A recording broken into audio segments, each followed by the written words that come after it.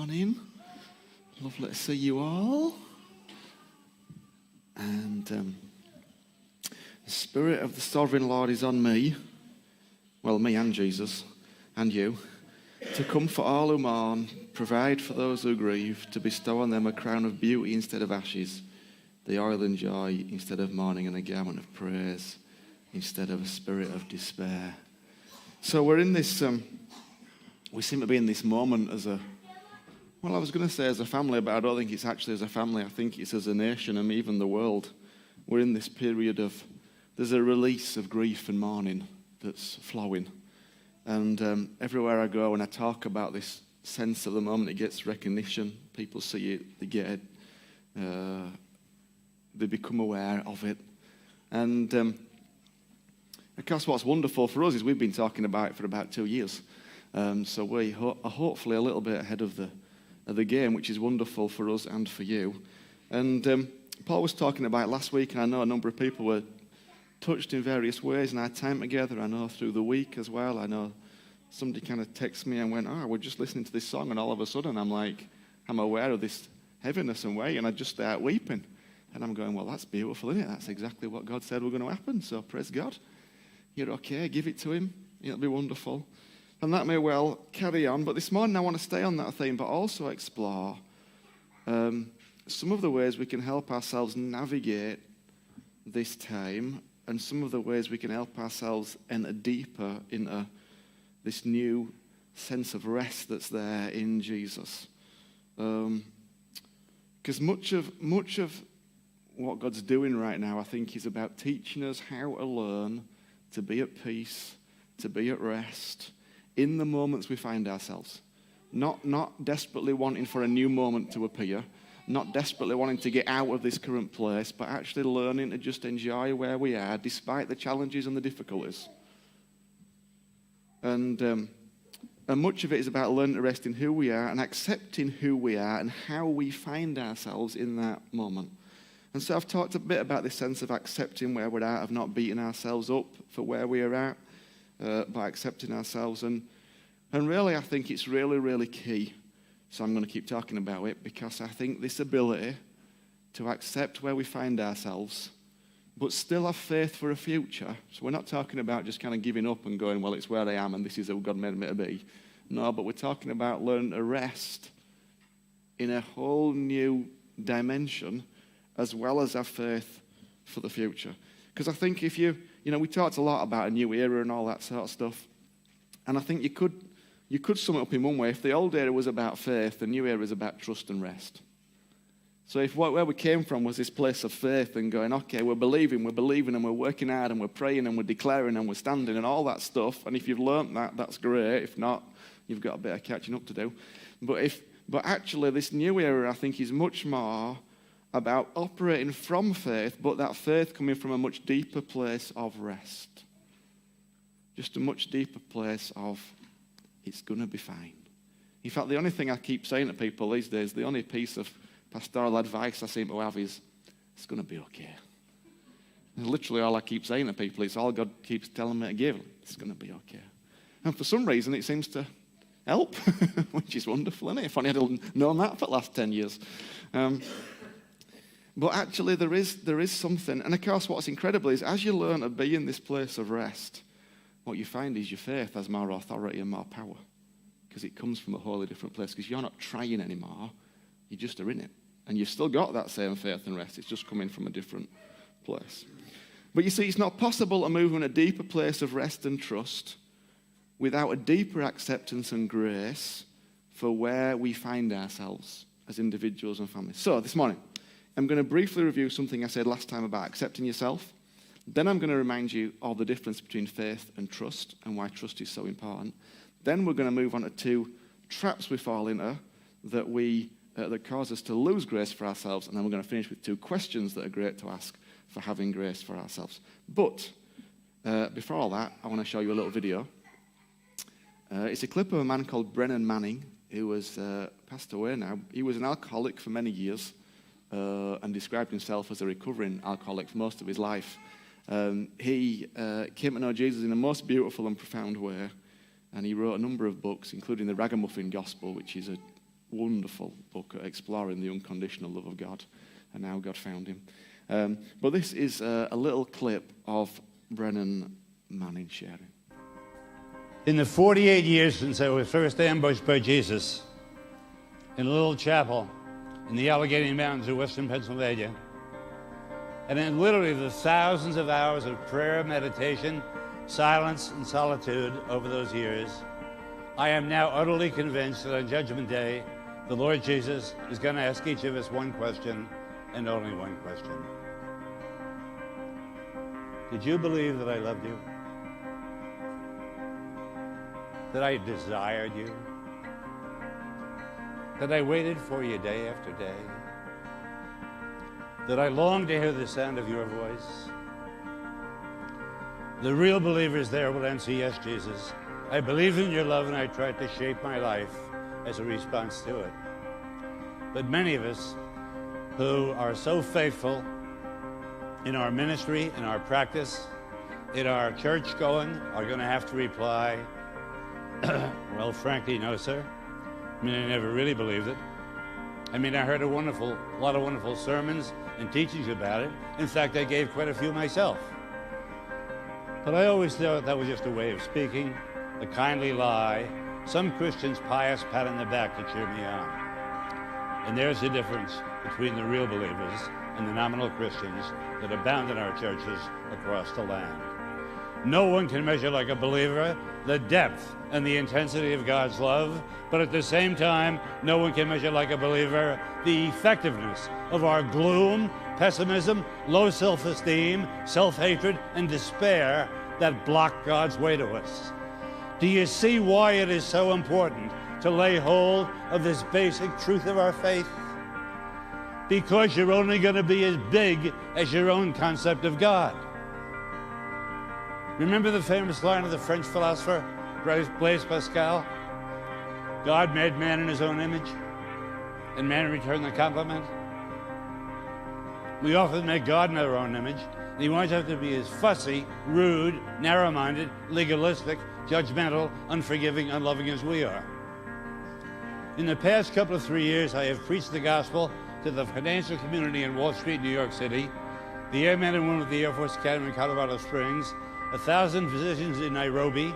I've been in churches in Bangor, Maine, Miami, Chicago, St. Louis, Seattle, San Diego, and honest, the God of so many Christians I meet is a God who is too small for me, because he is not the God of the Word. He is not the God revealed by and in Jesus Christ, who this moment comes right to your seat and says, I have a word for you.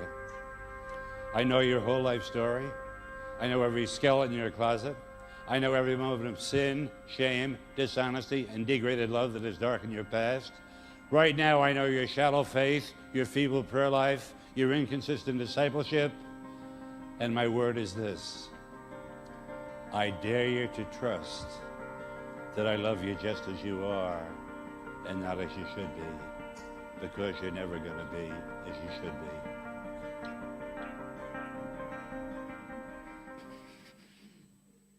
I dare you to trust that I love you just as you are, not as you should be, because you're never going to be as you should be. Oh, it's so good. Let it sink in a minute. I dare you to trust. This is from Jesus, that I love you just as you are, not as you should be, because you're never going to be as you should be, at least not on this earth. Oops. And really, this is why I keep going on and on and on about the ways we beat ourselves up because of what we should be. Because you will never end up being what you should be, because even the should be you think you're going to be, when you get there, you'll think you should be something else.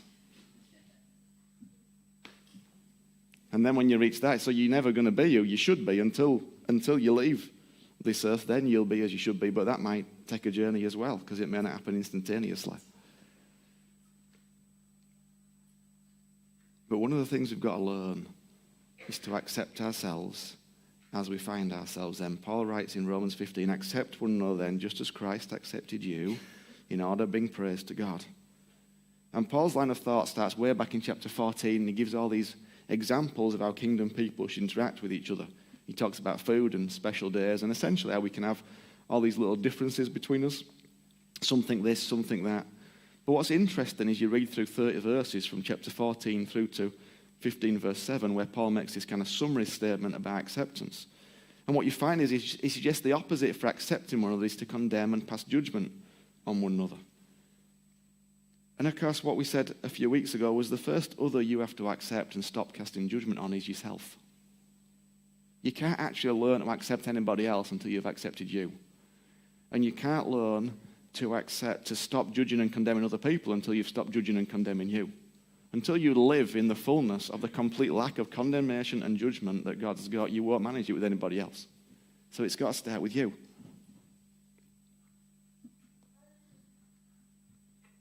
And in truth, one of the greatest keys to be able to rest in and with Jesus is to learn to accept yourself as you are in the moment you find yourself.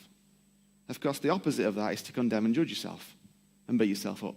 Is anybody any good at beating themselves up? Okay, there you go.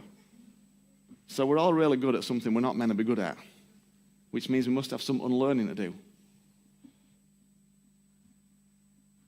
Because right there in that moment when you judged and condemned yourself for who you were not or who you were, you made it incredibly difficult to rest in Jesus and to enjoy being with him. Because, of course, Jesus does not condemn you, nor does he judge you for the state of your heart or your life. He just doesn't. It's not there. It doesn't exist. There is no judgment from him. And if you don't believe me, read about his interactions with people. Just read the Gospels and see how Jesus actually interacts with people and whether at any moment he condemns any of the people who come to him, who actually want to be with him, not the ones who are trying to trick him, but the ones who he actually wants to be with. He never, ever does it. He meets them exactly where they're at and then takes them to a whole new place. Every single time.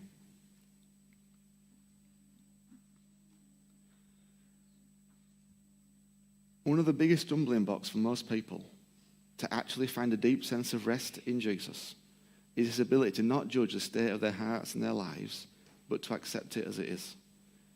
And we said this last time I talked. If we're to find the rest we so desperately need, we must learn to view our hearts and our lives through the lens of the grace and compassion of Jesus.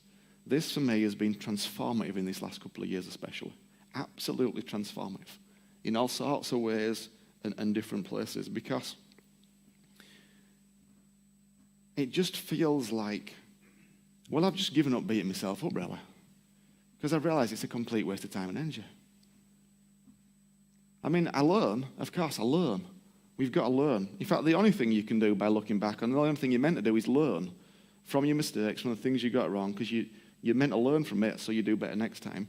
But what we do is we maybe learn, but more than that, we spend so much time in the past beating ourselves up for the past, which proves what? Nothing. Has it ever brought you life, grace, joy, goodness? Has any of that stuff ever helped you whatsoever? Because it didn't help me. So I've just stopped it. Because I've realized that he didn't do it to me. And I'm meant to be looking at myself through him. And of course, it took me a little while to do it. But it's hugely helpful. So, here's the thing. Right now, Jesus accepts you right where you are, just as you are right now. Your task is to learn to see yourself with the same grace and acceptance that he sees you. That's the key. So, I've shared with this before, but I've come with a relation. You remember the story of Jesus in the boat? We've talked about it many, many, many, many times. And Jesus is in the boat, he's sleeping in a pillow, the disciples are all stressed, and he stands up and sorts out the wind and the waves. And we've talked about how the more I've thought about it, I'm more in awe of a man who can sleep in a boat which is almost swamped with water than I am in speaking at it. And for me, this is a brilliant analogy, because you've got to remember, most of those disciples were fishermen. They were used to the Sea of Galilee and all it could throw at them, but they are panicking in this storm. And of course, that's what we do. When the storms of life come our way, sometimes we panic. Sometimes we go, I don't know what to do. But Jesus, it seems, in the middle of a storm, was able to rest and be at peace and calm. I want to be like Jesus. I want to be like him. Which means when things go wrong or I hear bad news, I want that same peace to live on the inside of me. I don't want my response to be, oh, no, it's all terrible. What's going to go on now? I want it to be, okay. Well, that's happened. I can't deny it. Most of the time I can't change it. I do all about it, often immediately. But I want to be in a place, and I'm getting to that place more and more, where I'm like, okay, that's happened. Now what do I do? And sometimes the answer is, keep your head on the pillow. You see, one of the other things I'm learning is that I'm not meant to fix everything. And Jesus is showing me by putting me in lots of situations that I can't fix, so I'm having to learn it. Because he has a way of doing that. But faith is about speaking to the storm to still it. Faith is moving in Jesus, creating and directing this power of his Spirit within us. So in that story, Jesus stands up and he rebukes the wind and the waves. And I've spent the last 10, 15 years probably learning what it means to move in faith, to stand, to proclaim, to declare, to all that sort of stuff. And I've done it and I've seen it. And we've seen miracles as we've done it. And you've done it as well. But actually trust is very different. Trust is learning to be content and at peace. Recognizing that you are looked after and cared for even when it doesn't look or feel like it. Trusting in God is resting in the love of God. Trusting in God is making a conscious and continual choice to believe that he's with you and that he has your best interest at heart, that he's heard your cry even when it feels like it's falling on deaf ears, that he sees your pain and is working to heal it no matter what it looks or feels like in the present. And the reason it's really important to move in trust is because many of the storms we are experiencing, and I think will experience, can't actually be stilled by faith speaking at them. There's a whole new sense of something going on, when actually in the past we'd see a situation, we'd be like, right, what do we do, Lord? Okay, we gather some people, we pray, we fast, we kind of go for it. And there will be a place for that. But actually, in a number of situations, there's going to be a place where the answer is not to do that. It's to find some rest and allow God to do what God does. Which feels alien, because guess what? It feels like you're not doing anything. But that's because resting is the hardest thing to do. Because you know what? It's much easier to get some people, well, it's not, but it's easier to get some people to pray, because then you're doing something, aren't you? Right, yeah, we'll get fired up, we'll get some scriptures, we'll fast, we'll pray, we'll get some declarations, we'll read them. Well, then you're doing something, aren't you? That's great, that makes you feel good. Okay, but just learning to rest, that feels like, what the chuff is that all about? No, but that's about learning to rest. Perhaps the answer to some storms is not to storm the gates of heaven. It's to ride them out by learning to rest our head on the pillow. Because here's the thing. Some storms will pass. And all you've got to do is ride them out. The trick, if you like, is understanding which storms you need to speak to and which storms you need to hunker down and ride out, resting in the truth that God has you and will get you through it. That's the trick. And it's really important that we learn which is which and we take the opportunity to learn the lessons. Because if we manage to learn the lessons of resting, then going forward, when storms do come that need speaking to, the power in our words and declarations will be so much greater than before, and we'll see much greater storms stop quicker than ever before, because our words will come from a deeper place of rest and therefore peace and authority. So what I'm thinking is God's going, okay, you've learned this bit, now I want you to learn this bit.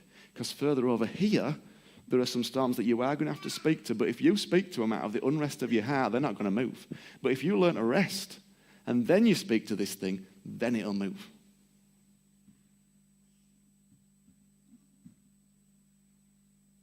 So, and there's something deeply disquieting, I don't even know if that's a word, but like unnerving, deeply unnerving about going, okay, I'm just going to rest in it.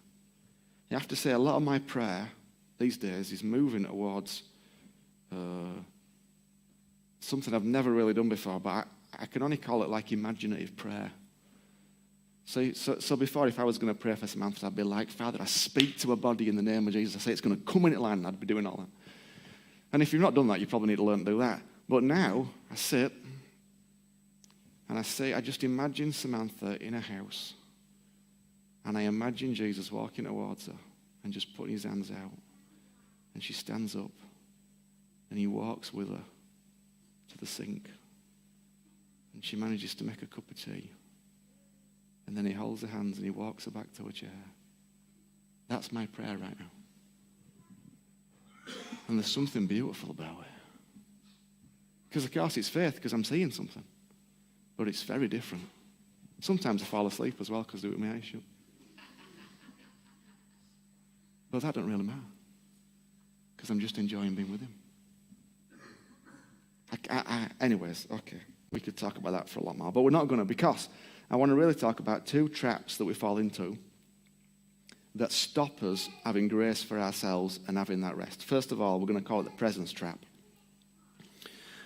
Because a very large part of our journey is learning to be present to the moment and present to ourselves in the moment. How many of you know you can be present but very not present? How many of you know you can have a conversation with people and they're in front of you but they're not actually there? Okay. So, Luke 10, Jesus arrives at a village where a lady named Martha opens her home to him. And Mary sits at Jesus' feet. This is Martha's sister, sits at Jesus' feet, listening to everything he says while Martha's distracted by all the preparations. And eventually it winds Martha up so much that she's doing all the prep for the meal while her sister just sits and listens to Jesus, that she says, Lord, don't you care that my sister has left me to do the work by myself? Tell her to help me. Martha, Martha, Jesus answered, you are worried and upset about many things. But few things are needed, or actually only one. Mary has chosen what is better, and it will not be taken away from her. Now, this is really interesting, because I don't think it was that Martha was doing the wrong things. After all, Martha's invited Jesus into her home for hospitality. So somebody needs to make some food. Somebody needs to lay the table. So it's not that Martha was necessarily doing the wrong things. But I think her issue is more the fact that she wasn't present. She wasn't present to herself, her own feelings of resentment, perhaps her own martyr complex, her need to be needed. But what Jesus understood is that if Martha is not present to herself and to the moment, she could not be truly present to any of her guests in any healing way, and neither could she be truly present to Jesus who sat before her. You see, it's fascinating to me, and I've had it a number of times where people invite you around. And when people invite me around, I want to be with them. I want them to be present with me. But sometimes they get so bothered about getting everything right that they're not even there. And there's a beautiful spread laid out, but they're not there. And it's like, well, I didn't come to look at food. I came to look at you. I came with you. Of course, some people manage to do both, but honestly, I'd much rather have fish finger butties and you be there than have a beautiful table led. As long as there's white bread and tomato sauce, because that's how you got our fish finger butties, okay? Just to be clear, okay? It's just important you have white bread and tomato sauce with fish finger butties. But Jesus affirms Mary because of how she's doing in that moment. Mary is being present to Jesus and presumably present to herself. She understands the one thing that makes everything else happen.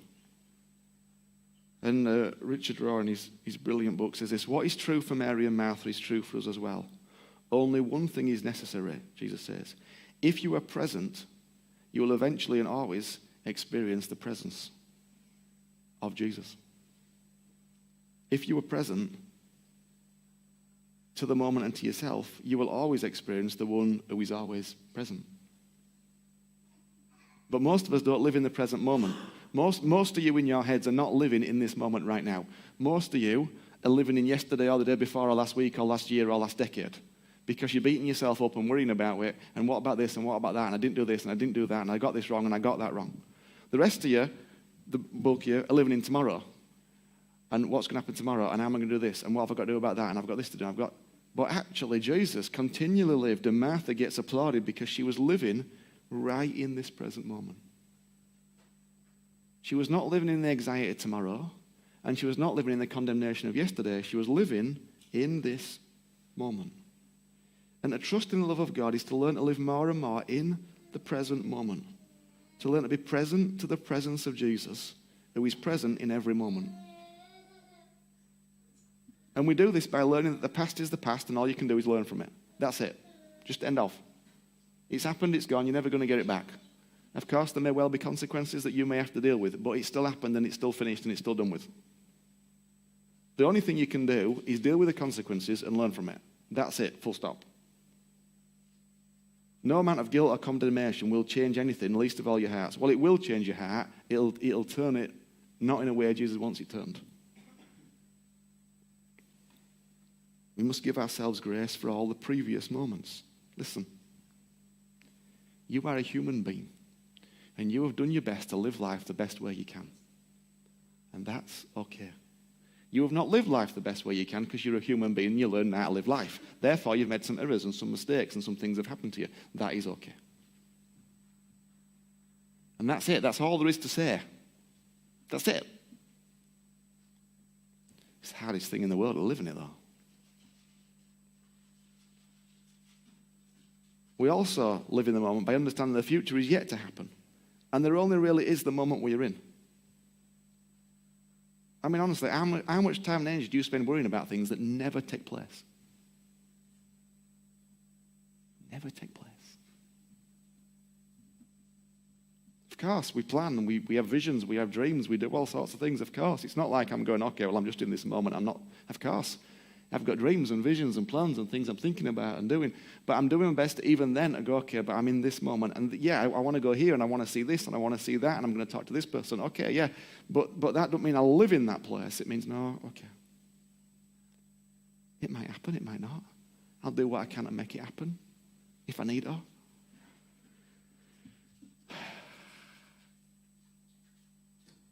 The future is yet to happen, and there really only is the moment you were in. Stop wishing the day away, the week away, the season away. Stop saying when this is all over, it'll be well.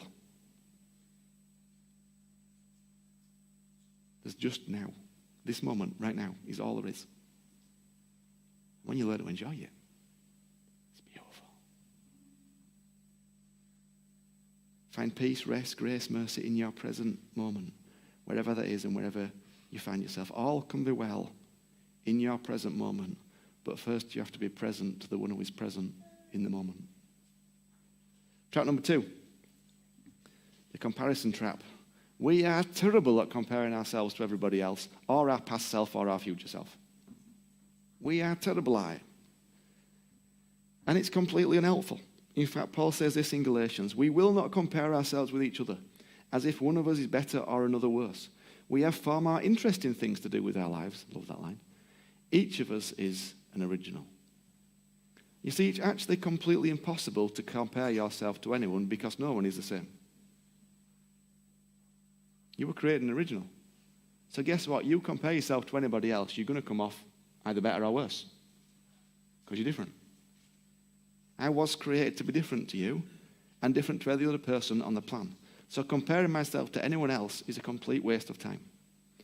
Once again, tell me what good came of comparing yourself to someone else. Did it help you into joy, peace, grace, goodness, and love? Every time you compare yourself to somebody else, you deny the unique person God created you to be. You deny your unique past, your unique journey, your unique present, and your unique future. And since you're an original and I am an original, then how could we ever do it anyway? And you'll always come off worst because most people manage to look for, they manage to beat themselves up over it. Because we're back to the whole, I'm going to beat myself up. So you end up coming off worse, but then you're comparing yourself with somebody who's had a different journey, a different past, a different present, a different future, and they started off different anyway. Maybe this is a better way to live. Make a careful exploration. This is the next chapter on in Galatians. Make a careful exploration of who you are and the work you have been given. And then sink yourself into that. Don't be impressed with yourself. Don't compare yourself with others. Each of you must take responsibility for doing the creative best you can with your own life. Okay. Make a careful exploration of who you are and the work you have been given. So that's your task, okay? In every season, it's really important we keep making a careful exploration of who we are because we are meant to be continually growing in the measure and stature of Jesus. And in every season, there's work to be done in exploring who we are and how God made us to be. And then it says, and the work you have been given. Well, that work might be a paid job with various responsibilities. It might be an unpaid job with various responsibilities. It might be, that because of your unique journey, you are not able to have a job in a traditional sense, but you've got work to do nonetheless. Perhaps for now there's no work for you to do. Perhaps you're in a season of parenthood or grandparenthood, which actually is probably the hardest work there is, so don't beat yourself up over that. But whatever it is, let's make sure we've made a careful exploration of who we are and the work we've been given, and then sink yourself into that. Sink yourself into it. Once we've worked out that, let's throw ourselves into it. Let's not be constantly seeking for ways out or complaining about where we find ourselves or wishing it were different, because there is a place that God has got you, and for this season, this is what you're meant to do. Okay, well, now crack on and do it then. Like, work out what it is and then crack on and do it. And that might be working on yourself. Okay, great. Crack on and do it. That might be, I'm doing this now, I'm doing that now, I'm doing the other now. But again, we spend so much time going, oh, I can't wait till we get here, that we're not present to where we are. Or, I wish it were back there, but I can't kind of even get it out of me that, like, this place is okay. You are where you are. That's okay. Wherever you're at, that's fine. And however challenging it is, that's fine. And however difficult it is, that's also okay. But whatever you're doing, throw yourself at it. But what most of us do, we don't use our energy to throw ourselves where we're at. We throw our energy into wishing we were back there or over there. Okay, but that doesn't change anything. Nothing changed. You just wasted a ton of emotional, spiritual, and mental energy and got nowhere. You might not like where you're at. Okay, yeah, but that's where you're at. You might want to do something to move into it, but still you're going to have to move from where you are. Each of you must take responsibility for doing the creative best. This is beautiful. The creative best you can. Not the creative best your neighbour does. Not the creative best the person you look up to does. Not the creative best your family members do. The creative best you can. What does it mean for you to do the best you can today? And so I find these two questions really helpful in developing grace for myself. I'm asking them more and more of myself. What does success look like today? And what's the best version of me I can bring today? Because for some people, success looks like getting out of bed. If you're struggling hugely with depression, to get out of bed and have a shower and put some clothes on, hey, that's success. Fantastic. Well done. That's wonderful. No, it is really. It's fantastic. That's fantastic. That might be the best version of you. I've actually put some soap under my armpits. Fantastic. Great. That's ace. Not really. The best version of you might be somewhat different for that. Success might look different, and success looks different day to day. You know, when was it? A few Fridays ago. I had a few things lined up. It was quite a full day, and it was a brilliant day. It was like everything, like, it was like flipping heck. It's like, God, we're all over these things, and just stuff happened. It was beautiful. It was amazing. And then Tuesday morning I woke up, I felt like a grumpy old man. I mean, full-on grumpy. Honestly. And I thought, what's going on here? This is a bit weird, nothing. And I just thought, okay, well. But I'm learning to go, okay. And of course, I'm going, Lord, is there any reason I'm grumpy? You know, could just be like, you know, it was dark when I woke up, and it was dingy, and it was wet, and it felt miserable outside. That's enough to make me feel grumpy some days. Okay. I'm not feeling on top of the world. I'm not feeling like this go-getting, I can do it all. Woohoo! We're going to do some ace things for Jesus. It was like, I just need to get through it there. Okay, that's fine. That's fine. I'm just going to get through it there then. And I did. And it was beautiful. And I still got some stuff done. It wasn't as productive as Friday. It wasn't as, I didn't see the breakthroughs. I didn't see some of the prayers answered that I saw on Friday. But, hey, it's okay. That's all right. Now here's the key thing. This is not, these questions are not a place for you to go, okay, well, I've just got to accept where I am and I'm never going to change and I ain't got no faith. No, let's loop back to faith and trust. Okay. What does it look like with the faith you've got? What does success look like today? With the faith you've got, what does it look like? And with what God's put in you, what does it look like? What does success look like with who I am? But you've got to start where you're at. You know, if, I don't know, and it looks different, doesn't it? You know, success might mean managing to get all 3 kids at school on time. That might be success today. Hey, fantastic. Well done.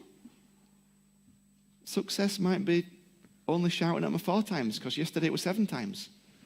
No, but really, this is what I'm talking about. Let's be real about it. I don't know what it means to you, but I find these questions just really helpful. Okay.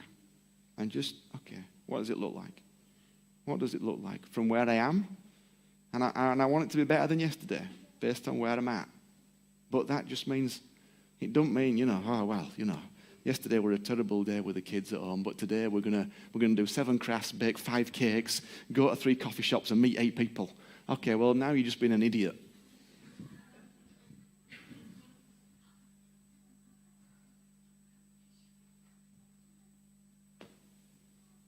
Sorry, but you are. Because you're just going to ruin your whole day.